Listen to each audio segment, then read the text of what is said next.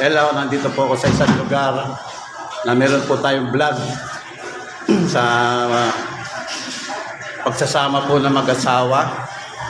Sa panahon po ngayon na wala nang forever na sinasabi nila, together na lang.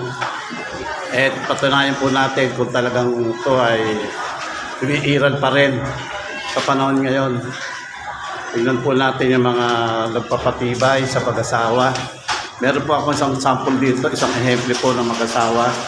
Kung saan sama nila till death do us part ang masasabi. Pakikilala po sa inyo, si Mr. Dante Manese at ang kanyang asawa may bahay. Hello Dan, kumusta ka na? Hello, mabuti po naman. Mabuti naman. Oh. Sabi nga, yung vlog na to, pag mag-asawa na wala na rin forever, na sinasabi nila. Ganun. So bakit ka ba nagkakaganyan? Dati, di ba, alam ko naglalakad ka pa. Opo. Nung ano pa po, bago po mag-asawa kami nito, maganda po ang ano ko, ang buhay. ang buhay ko, maganda. Talagang nung mapangasawa ko itong misis ko. Mula nung ma-aksidente ko, nung 2013, may 10 taon na ngayon, nagsasama pa rin kami ng misis ko. Meron ng 40 years. 40 years? Oo, Okay. dahil 1980 kami nagsama, December 17, birthday ko nun itong asawa ko talagang napakabuti rin. At maayos naman ang ano sa akin, hindi ako iniiwan kahit anong mangyari. Ayan ang maganda, di ba? Napaka nitong asawa ko na to.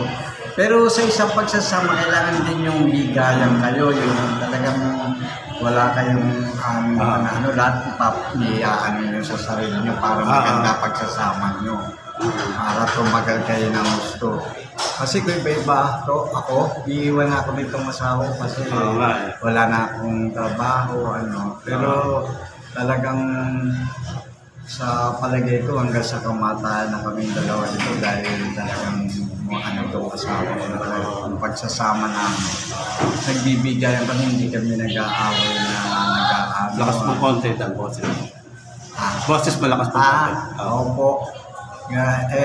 Sa palagay ko po forever na kami nito dahil talagang wala kami iwanan sa hirap at ginawa ko. natin namin kasi together forever. Oo, team song namin. At team song nyo, Together Forever. Yung Erico Puno. Yan ang talaga. Yung nag-date kami nito December 17, 1980. Mula 1980. Oo, 1980 pa. Talagang hindi katulad ng pa. Konting lang, naghihiwalay na. Oo, lalo yung mga kabataan ngayon, Dan. Dalawang buwan, makikita mo, hiwalay na. Hindi na lang sila maganda. Pero kami talagang hindi kami nag-iiwan ng dalawa. Sa hirap at ginawa, nakita mo naman ang hirap na inabot namin. Oo nga. Talagang kahit sino makakita sa amin, yan ang sinasabi. Oo nga Lahat sinasabi, hindi ka nagkakahiwala. Hindi nasa tao rin. Kailangan maganda. Tsaka isa sa lahat, ang pinakamaganda dyan, yung sa Diyos ka. Yun ang pinakaulunan mo kung Panginoon Diyos. Talagang napakabuti ng Panginoon at binigyan niya ako ng asawa na ganito na hindi siya. Nasa babae rin kumisan kasi pagka pag ganong babae, masisira na yung forever niya. Kaya sana pamarisan nyo kami mga nag-aasawa ngayon, mga mag-asawa na magmahalan kayo para hindi kayo magkaliwala. Yun ang susi. Yun ang susi para kalukutin ng mga anak. Masaya ang mga anak namin natin. Buo pa rin kayo. Oo, tatlo sila. Kaya alam yung mga pamilya na kaya maraming salamat sa iyo, Brother Edwin, na inano mo kami rito sa ganitong para may makaalam ng Para makapagpatibay tayo. Makapagpatibay tayo sa mga bagong nagsasama. Kailangan talagang mahalin ninyo ang asawa nyo at mamahalin ka rin ang asawa mo pagka yung wala kayong sinungalingan talagang tapat kayo sa isa. Alam mo, Dan, bisa na meron kayo kinasal, bukas iwalay. Oo, Di ba? Meron. Meron gano'n. Bukas iwalay na. Oo, wala eh. Di ba? Kaya nga kami, 40 years. 40 years, Lahat pero walang ng iwanan. mga sa amin eh. Kasi nakikita rin naman nila yung samahan namin. Yun lahat ng nakakaano sa amin. Kahit saan kami yung ano itong mag-asawa na to sa akin. Ayun. Till death do us part talaga. Talagang nag-ano kami dalawa wala tayo iwanan ha. Kahit anong mangyari. Kung iba ito, baka nagkahiwalay na dahil tignan mo naman ang itsura. Kasi mapalad ka rin, tandaan. Kasi nga iba walang kapansanan, iniiwan din. Iniiwalay, di ba? Di ba? Talagang ano. Walang dahilan, nag-iiwalay. Talagang itong misis ko rin. Nasa babae rin itong misis na.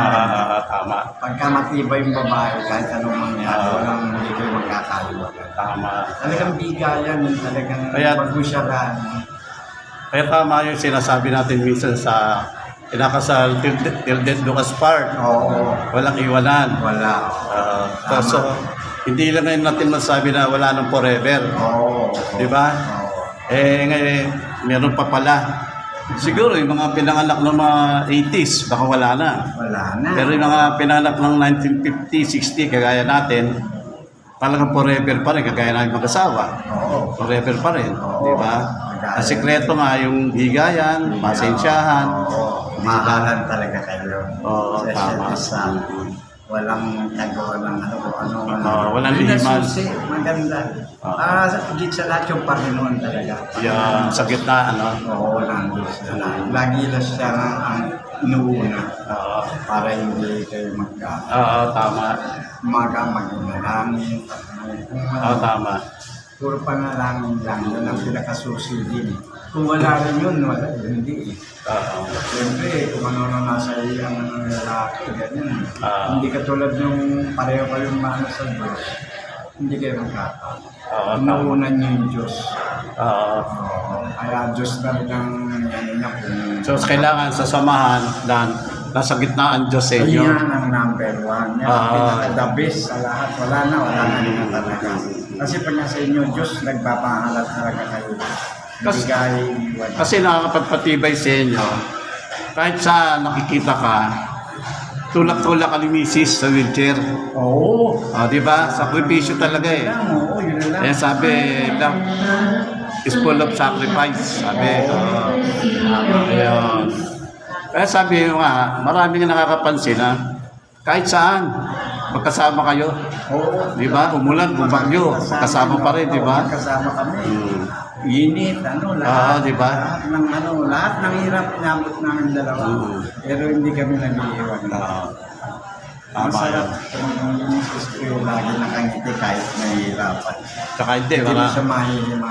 marami ngayon, di ba, na minsan, ang pag-aasawa, minsan, pumili na tayo na may trabaho, Oo. hindi yung tambay, malaki katawan, may mga tato, Pogi. tapos pogi, tapos naghihiwalay. Wala yun. Pag napangasawa ng babae, ititira sa nanay ng lalaki. Ayun, gano'n. Ang labas doon, ano na, pakikisamahan yung mga hipag, bayaw.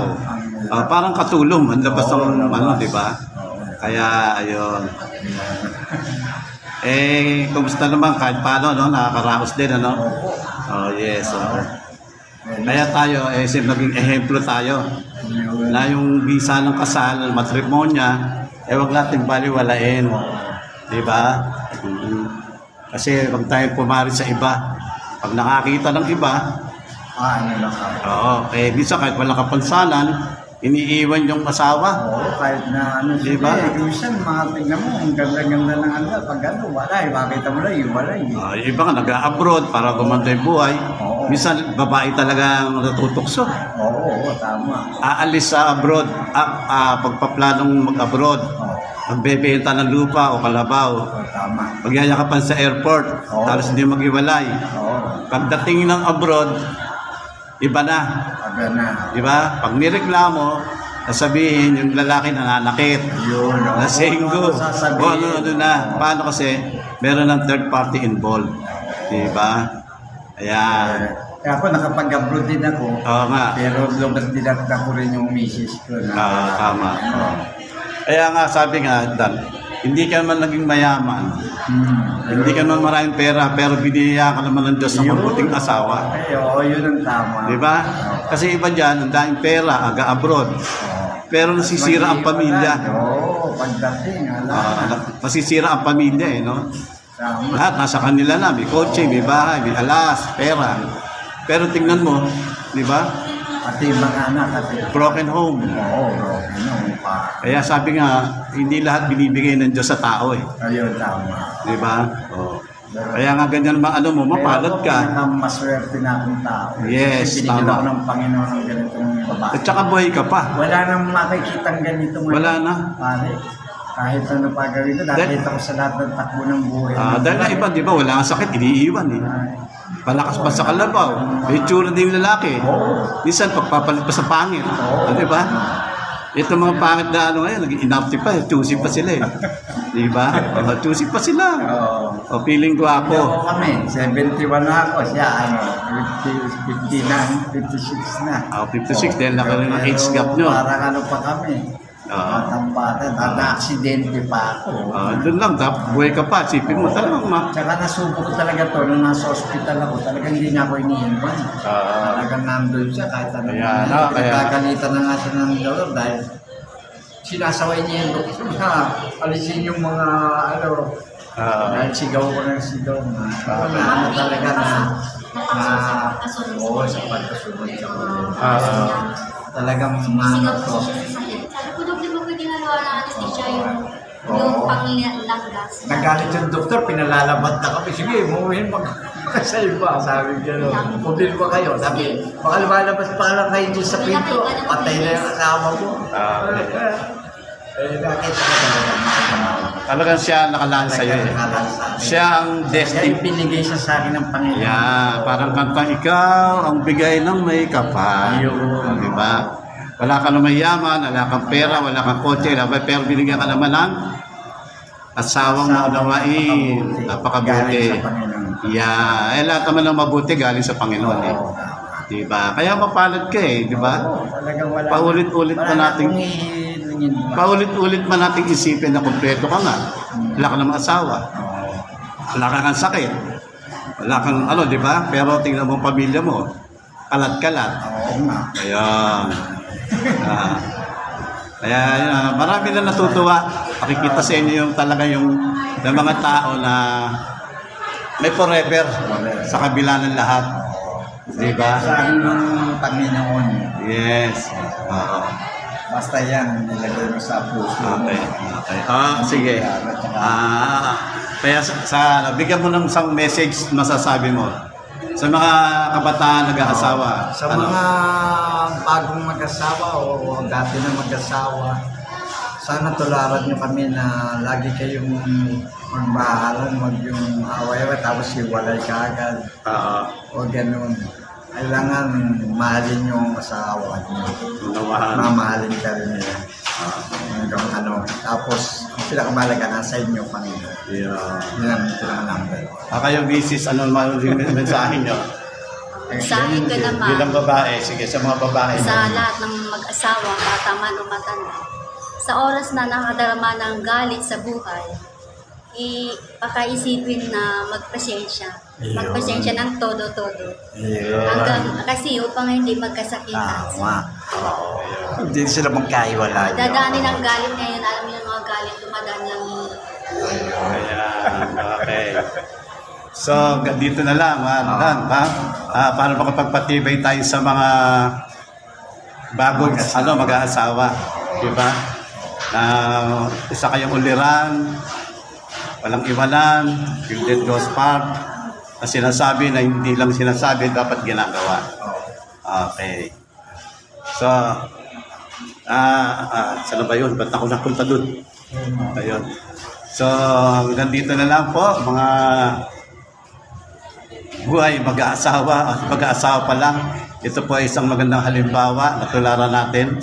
Hindi yung parang mag-aasawa tayo, kaling susubo, inuluwa, o pagpapalit, o walang ano, may forever pa po. Yan, together and forever, magkasama po yan. Ayan. Huwag na natin isipin ng another. Di ba? Di ba? Di ba? Okay. Sige po, ito po si Angel Demo na nagre-report sa inyo ng aking vlog. ng matinong pagsasama, nakakapagpati